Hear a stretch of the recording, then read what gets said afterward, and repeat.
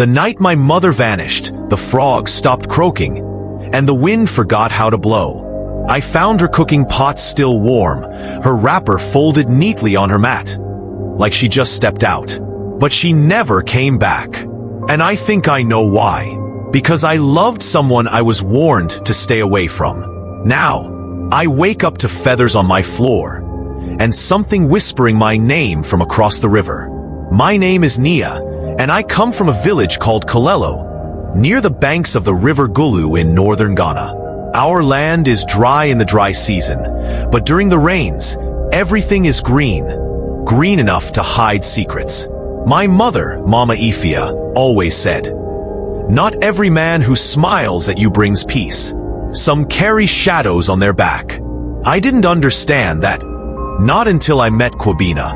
He was new in the village, said he was staying with his uncle, the blacksmith. He had skin dark like wet clay, and his voice was soft, like someone who never raised it. He wore a worn-out smock with faded blue patterns and carried a leather pouch on his hip, tied shut with red thread. I never saw him open it. He didn't talk to many people, but when he looked at me, it felt like the world went quiet. I was 18, foolish maybe, hungry to feel seen. Every girl in Kolelo had chores, pounding fufu, washing clothes in the river, fetching firewood. But when Kwabena came around, I left my basket half full. My hands forgot how to work. We started meeting near the mango trees after sunset.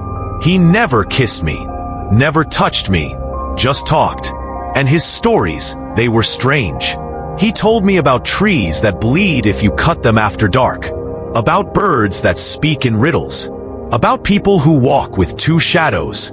I laughed at first, but sometimes when he walked me home, I noticed things, like dogs growling in his direction or fires flickering when he passed by. One night, my mother saw us. She didn't shout. She just waited until he left, then whispered, "That boy carries something heavy. Don't carry it with him." I should have listened. That night, I dreamed of a snake coiled under my mother's bed, whispering my name. The next morning, I found her staring into the fire, her wrapper tied backward.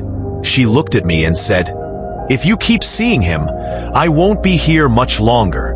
I thought she was being dramatic. 2 days later, she was gone. No note, no scream, just gone. At first, people thought she went to the next village, but her sandals were still beside her mat. Her basket still had kola nuts from the market. The stew she made was cold, untouched, and in the ashes behind our hut, someone had drawn a circle. Inside it was a single black feather. That's when the whisper started. Maybe she ran away. Maybe the spirits took her. But I knew it had something to do with Kwabena. I went to find him. His uncle, the blacksmith, looked confused when I asked. He said, "I live alone, child. I have no nephew." I didn't believe him. I ran to where we always met, by the mango grove. And there he was, sitting on the same rock, smiling. But something was wrong. His eyes were too still. His shadow didn't match the trees.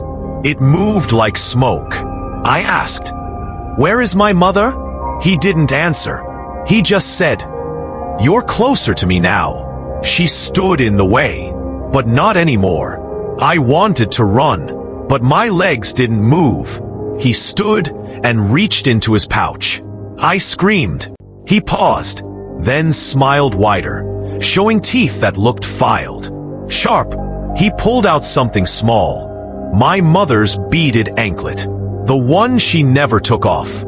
I took a step back, tears burning in my eyes. I didn't scream again. I couldn't. Then he said, "You can still choose. Come with me. Leave all this." I ran, through the tall grass, through the yam fields. I didn't look back. When I reached home, I found something worse. The circle in the ashes had grown. Now there were 2 feathers. I told the village elders everything. Not all of them believed me, But Elder Kojo, the oldest man in Kalelo, did.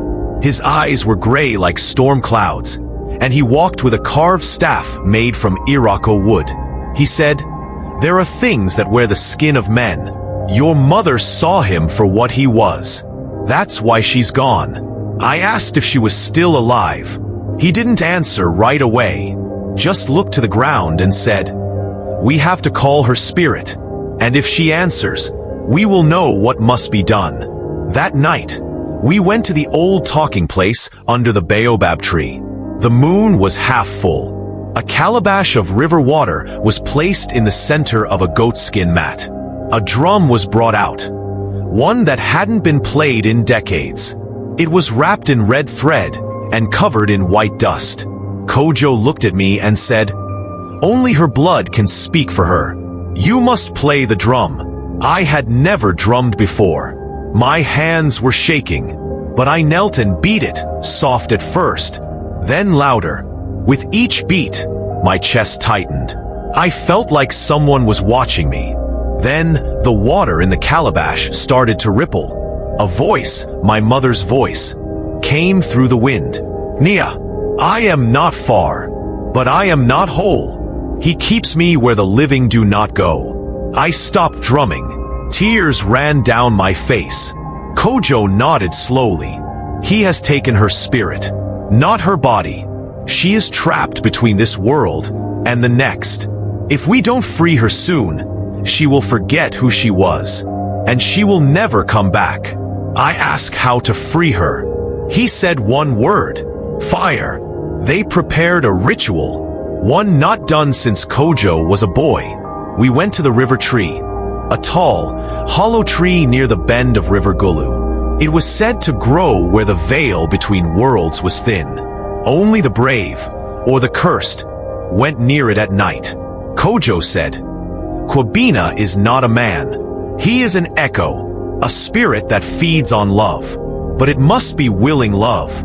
You gave yours freely. Now you must take it back." I was told to wear my mother's wrapper and carry a gourd filled with burning embers from her last fire. Around my neck, they tied cowrie shells dipped in palm oil. On my arms were bracelets made of thorn and copper. I walked alone to the river tree. The air was too still. The frogs didn't sing. Even the crickets were silent. And then, I saw him, Kwabena, but not like before. His skin looked stretched. His eyes were darker than night. And around his neck were the anklets of other women. Many. He smiled. "You came back for me." I didn't answer. I poured the embers into the hollow of the tree. Smoke rose. Then I said, "You fed on my love. Now burn on it." He screamed and lunged at me, but stopped just at the tree's edge. His feet sizzled on the earth. He growled, voice twisted. "She chose to stay. She belongs to me." But then, from the smoke, I heard my mother's voice again. "Nia, I remember now." A white shape stepped from the hollow tree. My mother. She was glowing, but her eyes looked tired. She reached for me. Kwabena roared. The tree shook.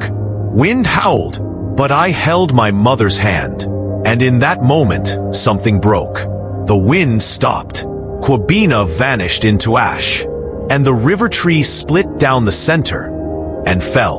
My mother collapsed in my arms, weak but alive. The village never spoke his name again. The elders burned the feathers. The circle behind our hut was washed away with river water. But sometimes, late at night, I hear a drum beat I didn't play, and on the wind a whisper, "Love me again."